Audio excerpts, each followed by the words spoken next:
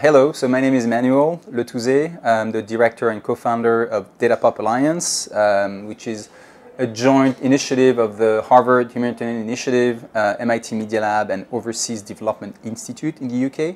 And we were recently joined by a fourth core member, the Flowminder Foundation.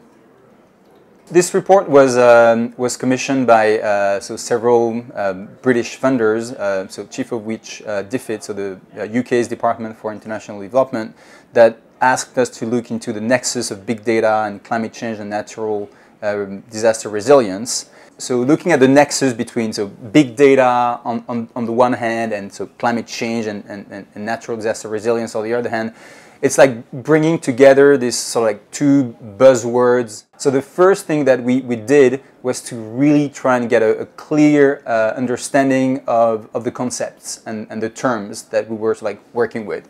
So we spent quite a bit of time really unpacking what is meant and what we mean and how by big data and how we understand it. Above and beyond just being large data sets.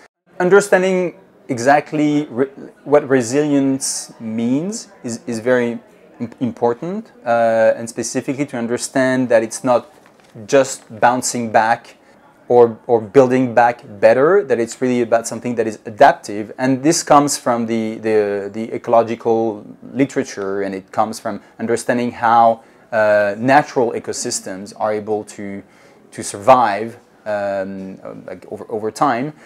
So understanding that was critical in the report, but also having a clear understanding of what exactly we mean by big data. So one need not be a data scientist or a researcher or a policymaker to actually leverage big data. We do that increasingly also in our daily lives. So big data is this ecosystem of crumbs, capacities, and the communities. And the challenge and interest and excitement in the report was to understand how this ecosystem of big data could be leveraged or shaped to make societies and communities more resilient to climate change and natural disasters.